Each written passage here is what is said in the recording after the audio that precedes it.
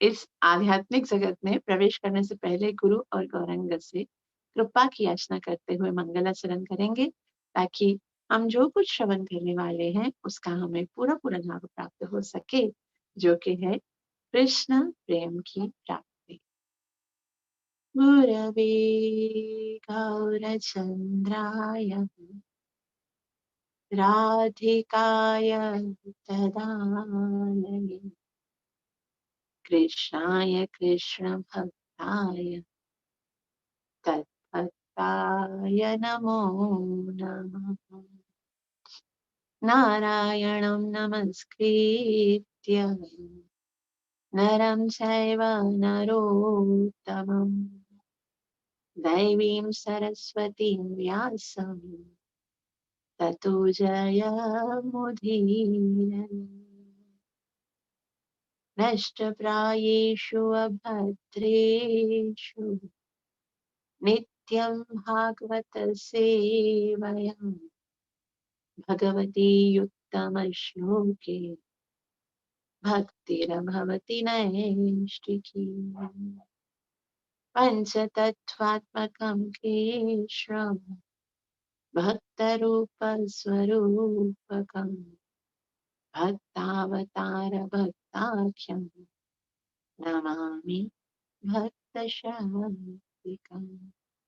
जय श्री कृष्ण चैतन्य प्रभु नित्यानंद श्री अद्वैत गदाधर श्रीवासदि गौर भक्तवृंद। हरे कृष्ण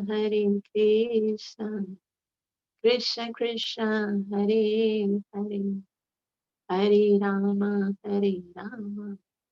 राम राम हरे हरे। ग्रंथ श्रीमद् भागवतम महापुराण की जय। श्रीमद् भागवतम चौथा सिक्कंद 5वां अध्याय, जिसका शीर्षक है दक्ष के यज्ञ का विध्वंस। अब तक हमने देखा कि दक्ष प्रजापति जब उस सभा में प्रवेश किए तो शिव जी ने खड़े होकर उनका सम्मान नहीं किया, जिसके कारण दक्ष प्रजापति बहुत ज्यादा क्रोधित होकर शिव जी की निंदा करने लगे। शिव जी वहां से उठकर चले गए, लेकिन कुछ समय के बाद दक्ष प्रजापति ने एक बहुत बड़ा यज्ञ का आयोजन किया, जिसमें सारे देवी देवताओं को आमंत्रित किया, परंतु शिव जी और उनकी पत्नी अर्थात अपनी पुत्री सती को आमंत्रित नहीं किया। सती की इच्छा थी कि मैं भी जाऊं, क्योंकि मेरे पिता के घर में यज्ञ हो रहा है, मुझे अपनी बहनों से अपने सारे संबंधियों से मिलने का भी अवसर मिलेगा, और साथ में अगर मेरे पिता और मेरे पति के बीच में कुछ मिसअंडरस्टैंडिंग है तो उसे भी मैं दूर कर दूंगी। सती तो वहां से निकली है शिव जी से अनुरोध करके कि मैं जाना चाहती हूँ। शिव जी के कुछ गण भी वहां से आए, लेकिन वहां यज्ञ स्थल में पहुंचने के बाद सती ने ये रियलाइज किया कि वहां पर उसका कोई सम्मान नहीं और ना ही उनके पति के लिए कोई स्थान है। उल्टा उनके पति के लिए अपमान और अनादर है। तो ये अ, उनकी अपने पति की इस निंदा को, इस अनादर को वो सहन नहीं कर सकी, और सारे जितने भी वहां पर बैठे हुए ब्राह्मण और सारे दक्ष प्रजापति सबको कहा कि शिव जी के लिए तुम लोग ऐसा करते हो। शिव जी कितने महान हैं, वो तो कभी किसी से द्वेष नहीं करते, उनका तो कोई द्वेष ही नहीं है। वो तो बड़े बड़े देवी देवता भी उनका सम्मान करते हैं, ब्रह्मा और इंद्र भी उनके चरणों की रज अपने सर पे रखते हैं, और आप सब करते हो। मेरे से बहुत बड़ी गलती हो गई कि मैं इस यहाँ पर आई, और साथ में मुझे ये जो शरीर दिया जिसके द्वारा मैंने आपके आपने जो निंदा की है उसको श्रवण किया, तो इस शरीर को मैं अब नहीं रख सकती, क्योंकि ये आपका दिया हुआ है, और मैंने इस शरीर के द्वारा निंदा सुनी है, तो अब मैं अग्नि में जलकर भस्म हो जाऊं। तो वहां पर सती ने अपना योग अग्नि से देहांत कर दिया, अपने देह का अंत कर दिया। तो उसके बाद शिव जी को नारद मुनि ने बताया कि यज्ञ स्थल में सती ने तो अपना देह त्याग कर दिया, और उसके बाद ऋभु जो है उन्होंने आपके सारे अनुचरों को भी अ, बहुत दुखी किया है, उनको भी बहुत विचलित किया है। इससे शिव जी बहुत ज्यादा क्रोधित हो गए। और शिव जी ने क्रोध से भरकर अपनी जटाओं से एक बाल निकाला, जमीन पे पटका और उसे बहुत ही भयंकर असुर जिसकी हजारों भुजाएं थी, बहुत सारे उसने अस्त्र शस्त्र उठाए हुए थे, लाल लाल आंखें थी, बड़े बड़े बाल थे, बिजली और आंधी की तरह निकला, बहुत विशाल था। साक्षात मृत्यु भी उसको देखकर भयभीत हो जाती, उसके सामने कोई भी आ रहा था उसको मार रहा था। और उसने शिव जी से पूछा कि मुझे क्या करना है। शिव जी ने कहा जाओ तुम और दक्ष प्रजापति के यज्ञ का विध्वंस कर दो और मार डालो उसको। तो शिव जी की आज्ञा सुनकर वो जो वीरभद्र है वो वहां पर दक्ष के यज्ञ स्थल में जा रहा है। शिव जी के सारे अनुचर जो कि भूत प्रेत ही हैं, अलग अलग नाटिका के हैं और बहुत काले से हैं, कोई पीले से हैं, कोई किस कलर के हैं और साथ में मकर जैसा उनका पेट है, अजीब से हैं।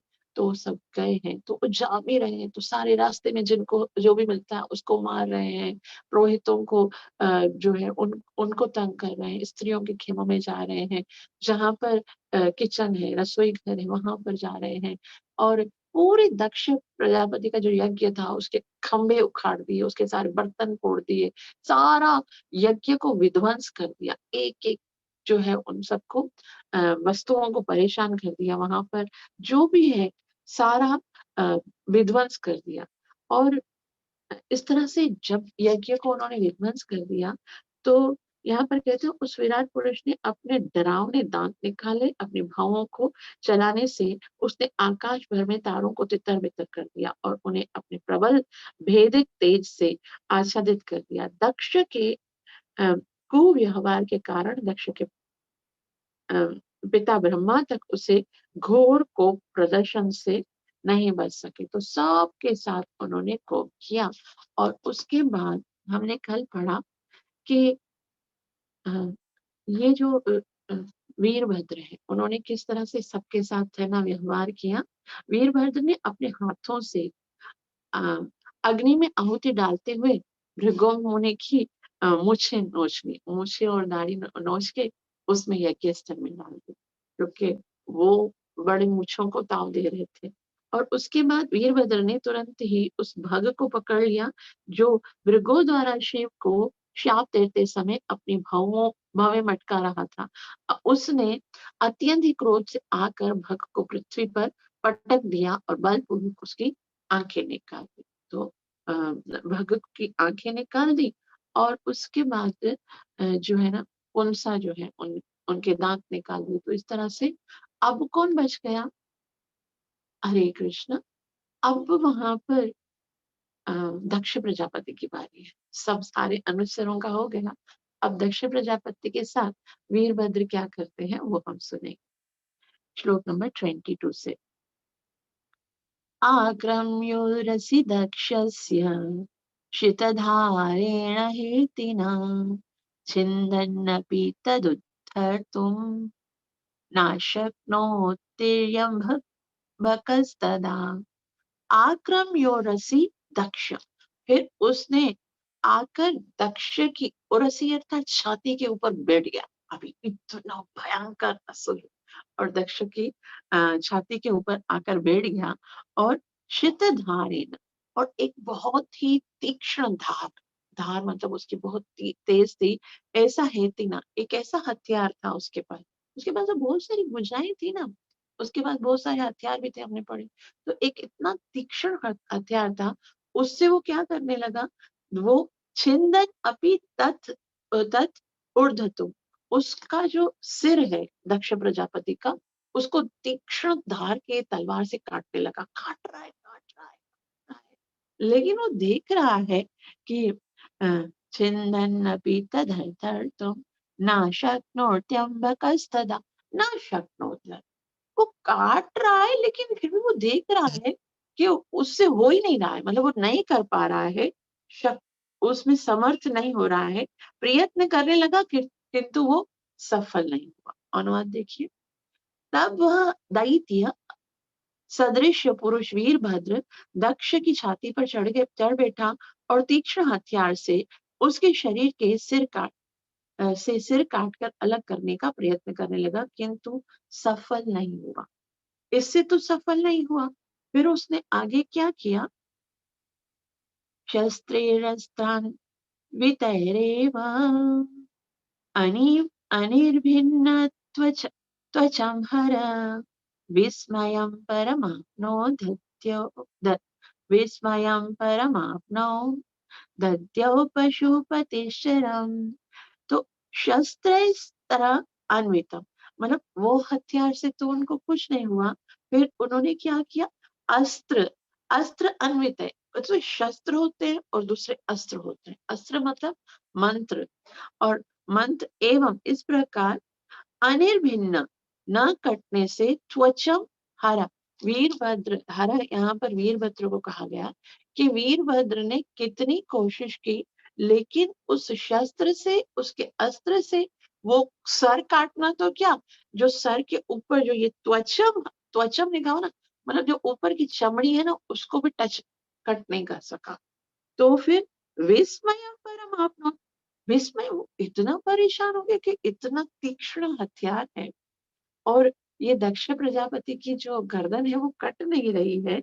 दध्यो पशुपतिशरम, पशुपति का मतलब होता है वीर, वीर पशुपति, यहाँ पर वीरभद्र को कहा गया कि वो इतना इतना चिरा, मतलब बहुत देर तक कोशिश कर रहा था, कोशिश कर रहा था और देख रहा था कि मैं कितना प्रयत्न कर रहा हूँ कि इतने तीखे तीखे हथियारों से उसका सर काटने की कोशिश कर रहा हूँ, लेकिन उसका सर ही नहीं कट रहा है। अनुवाद देखिए, उसने मंत्रों तथा हथियार के बल से दक्ष का सिर काटना चाहा, किंतु दक्ष के सिर की चमड़ी तक को काट पाना दूभर हो रहा था। इस प्रकार वीरभद्र अत्यधिक चकित हुआ। तो अस्त्र अस्त्र और शस्त्र जो है विफल हो गए। फिर वीरभद्र ने सोचा कि अब मैं इसका सिर कैसे काटूं। आगे कहते हैं मैत्र मुनि, दृष्ट्वा संज्ञपनं योगं पशूनां सपतिर्मखे यजमान पशु कस्य कायत्तेनाहरच्छिर। दृष्ट्वा संयज्ञपनम, यानी यज्ञ, वहां पर दृष्टवा यानी देखा, यज्ञ में जब पशु होते ना, पशु को मारने का एक अलग से ही लकड़ी का एक अलग से बहुत तीक्ष्ण हथियार होता है, उसको काटना नहीं होता, उसको टड़क करके करना पड़ता है।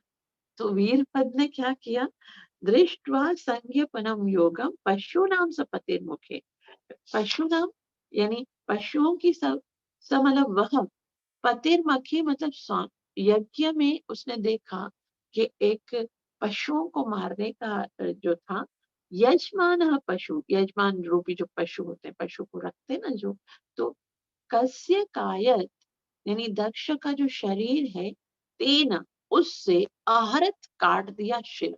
फिर उसने उस लकड़ी का जो, वो जो हथियार है जिससे कि यज्ञ में पशुओं को मारते हैं, उसको उठाया और इतना क्रोध से दक्ष के सिर पे मारा कि उससे उसका सर कट गया। अनुमान, तब वीरभद्र ने यज्ञशाला में लकड़ी की बनी युक्ति करनी देखी, जिससे पशुओं का वध किया जाता था। उसने दक्ष के सिर काटने में उसका लाभ उठाया, और इस तरह से अब दक्ष प्रजापति का सर काट दिया वीरभद्र ने। श्रील प्रभुपाद जी बहुत सुंदर तात्पर्य सुना रहे हैं। हमको ध्यान से श्रील प्रभुपाद जी के तात्पर्यों को श्रवण करना चाहिए। श्रील प्रभुपाद जी कहते हैं, इस प्रसंग में यह ध्यान देने की बात है कि यज्ञ में पशुओं को मारने की युक्ति इसलिए नहीं बनी थी कि उनके संहार से सुविधा हो, उनके संहार में सुविधा, मतलब यज्ञ जो है वो कोई कसाई घर नहीं है जहां पर के पशुओं को मारने का ही प्रयत्न किया जाता है। तो यज्ञ में पशुओं की बलि क्यों दी जाती है? श्री प्रभुपाद जी कहते हैं, यह वध वैदिक मंत्रों के बल पर बलि दिए जाने वाले पशुओं को नवीन जीवन प्रदान करने के उद्देश्य से किया जाता है। अब देखो, आत्मा जो है वो अनेकानेक जन्मों में भटकती रहती है, अनेकानेक योनियों में भटकती है, और जब वो पशुओं का शरीर धारण करती है, तो पशुओं का शरीर जो है ना, उसको सीरीज में पूरा करने के बाद फिर उसको वापस मनुष्य का जीवन प्राप्त होता है। लेकिन यज्ञ में क्या होता है, अगर किसी यज्ञ में बहुत पवित्र यज्ञ है, ब्राह्मण आहुति देते, पशु बलि करते हैं, तो यहाँ पर श्रील प्रभुपाद जी बोलते हैं कि पशु को नवीन जीवन प्रदान करने के उद्देश्य के फिर उसको डायरेक्ट से मनुष्य का जीवन मिलता है।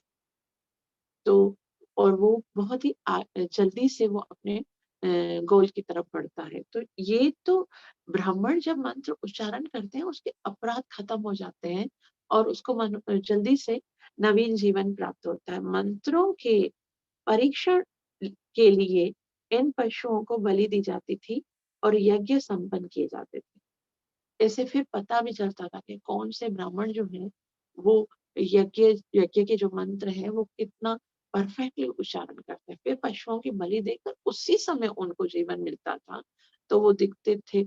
तो इस तरह से उनका परीक्षण भी होता था। लेकिन श्रील प्रभुपाद जी बोलते आधुनिक युग में भी शारीरिक प्रयोगशालाओं में पशु शरीरों पर प्रयोग किए जाते हैं।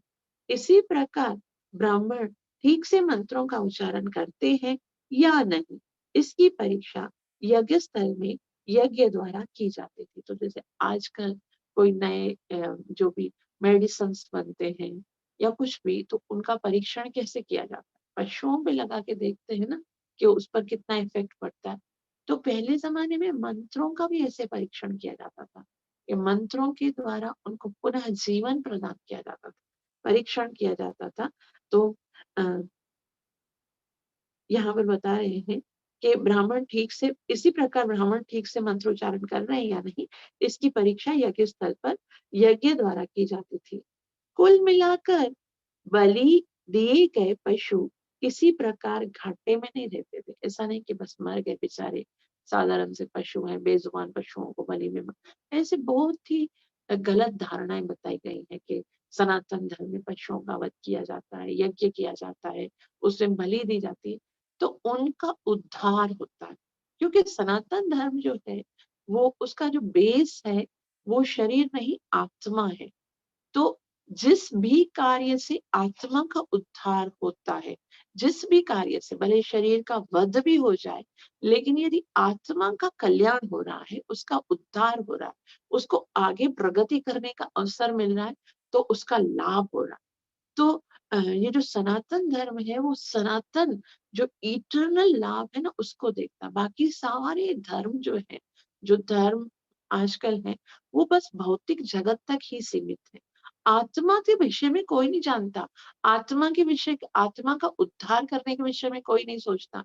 लेकिन पशु भी मरने के बाद जन्म लेगा, उसको भी मनुष्य जीवन मिले और उसको भी भक्ति करने का अवसर मिले, उसको भी जन्म मरण के चक्कर में छूटने का अवसर मिलेगा।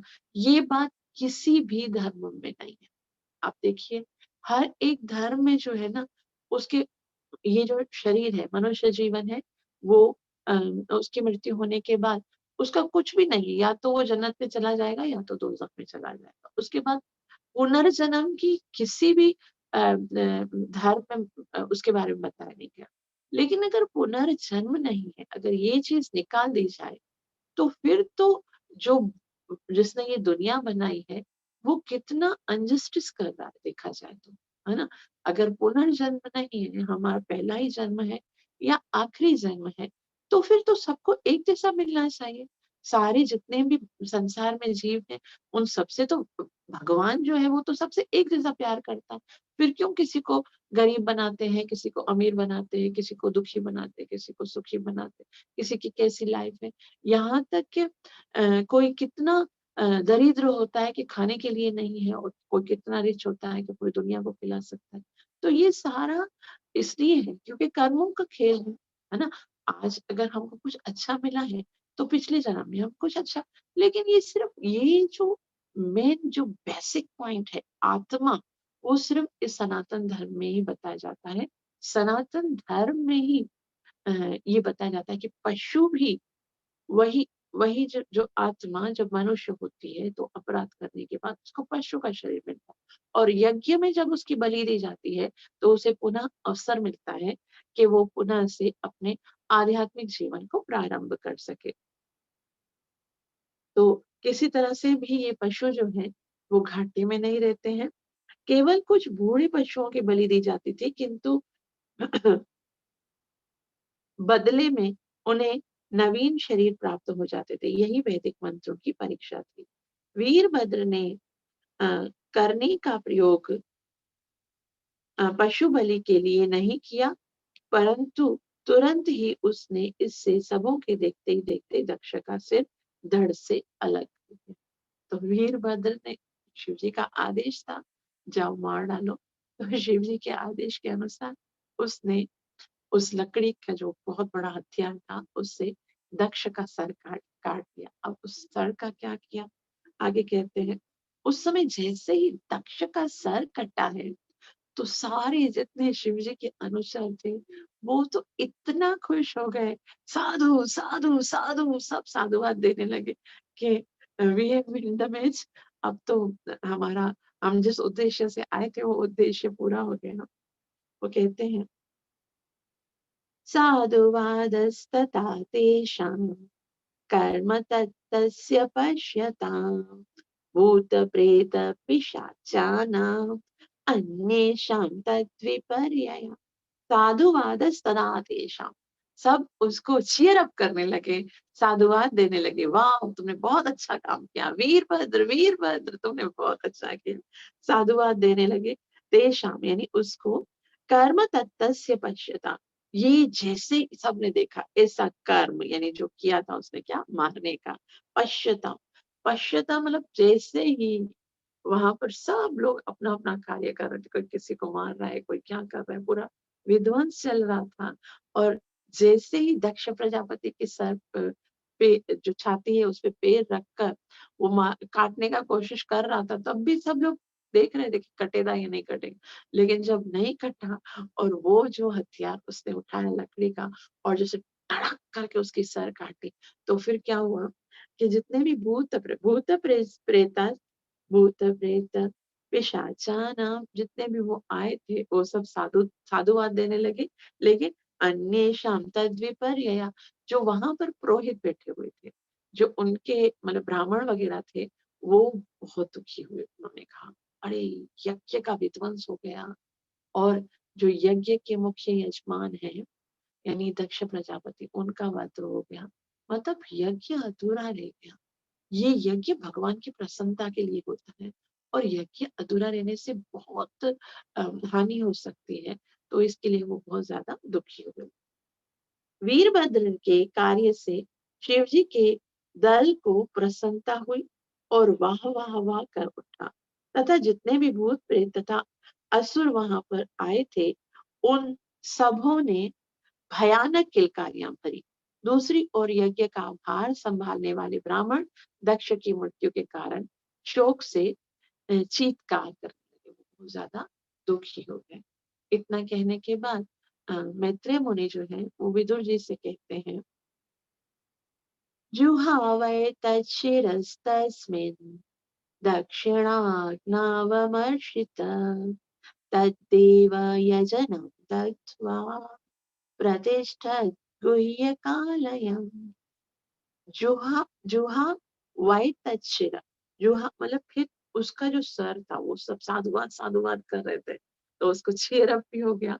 और उसने क्या किया, वो जो सर काटा था उसको उठाया, और जो अग्नि, जलती हुई अग्नि थी यज्ञ कुंड, उसके अंदर शिरा तस्मिन, उसमें डाल दिया। तक्षणा अग्नि, जो दक्षिण की यज्ञ अग्नि का जो यज्ञ चल रहा था उसके अंदर उस सर को डाल दिया।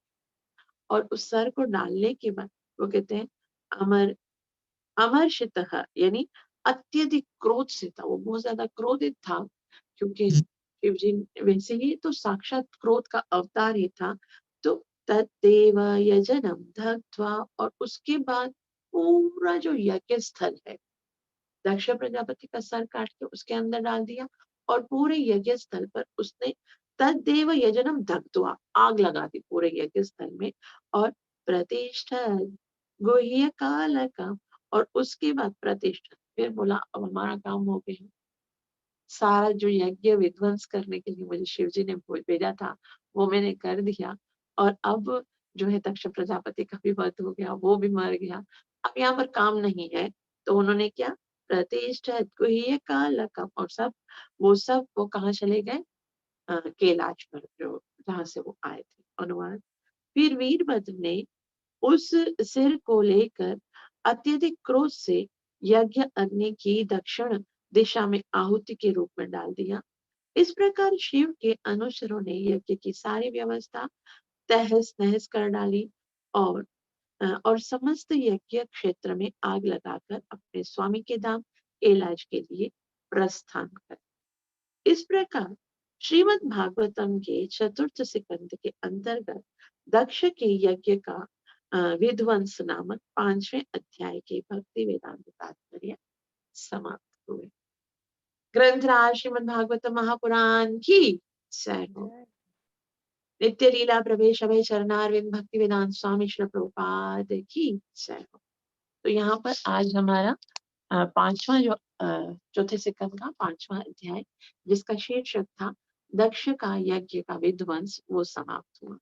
अब लेकिन देखिए, शिव जी जो है वो महान वैष्णव है, और शिव जी को वापस मनाने के लिए, क्योंकि दक्ष ये जो यज्ञ क्यों हो रहा होता है, भगवान की प्रसन्नता के लिए, तो सारे देवी देवता बहुत ज्यादा परेशान हो जाएंगे कि दक्ष का जो यज्ञ है वो अपूर्ण रह गया, विध्वंस हो गया, तो उसको कैसे भी करके पूर्ण करना है।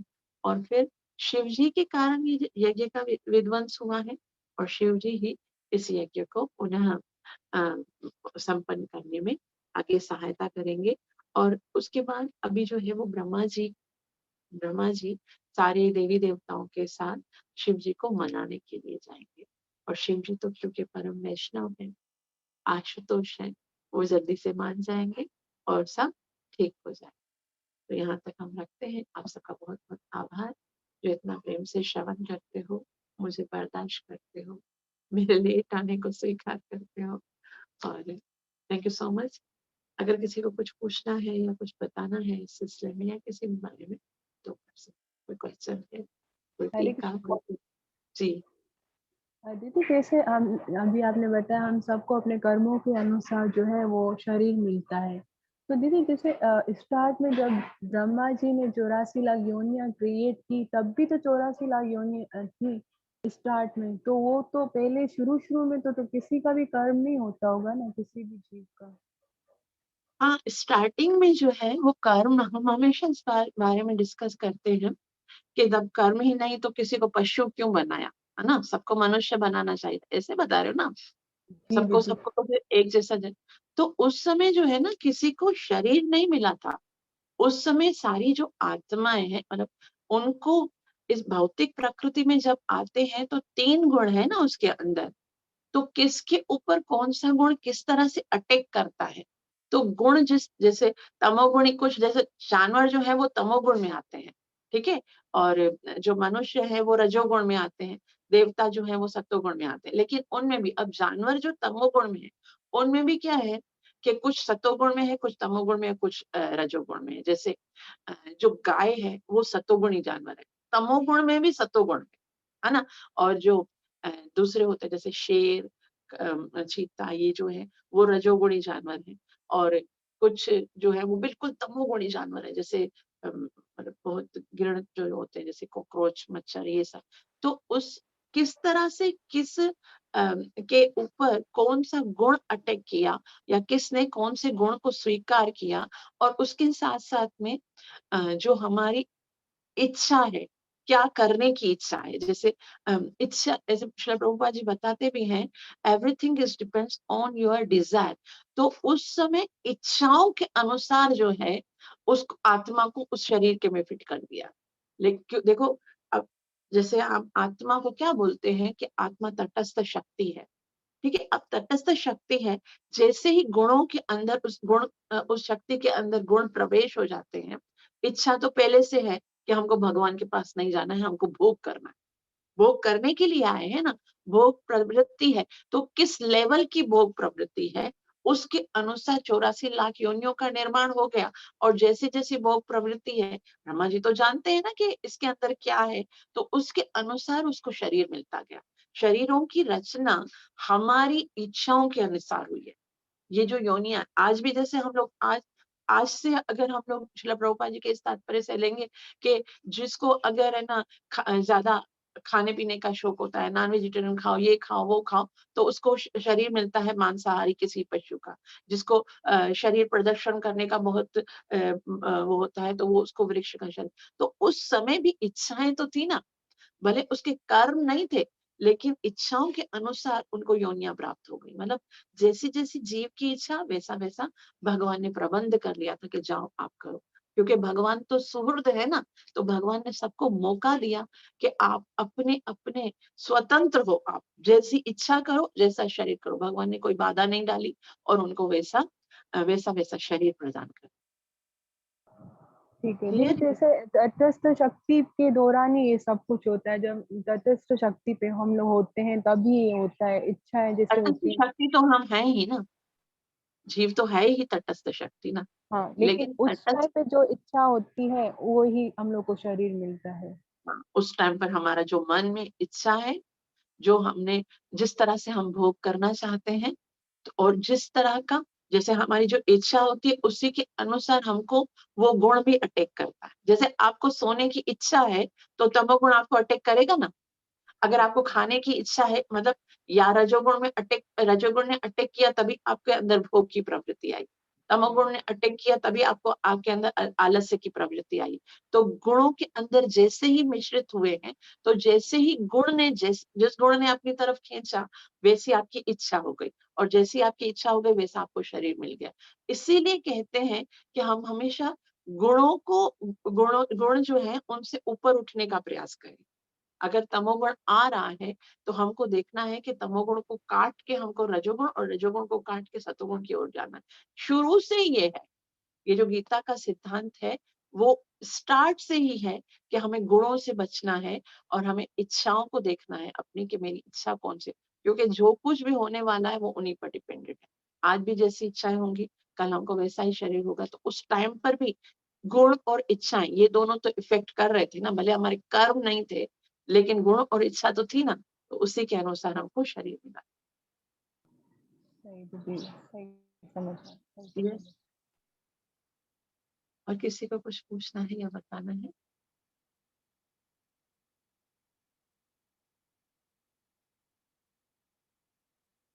हरे कृष्णा, हरे कृष्णा।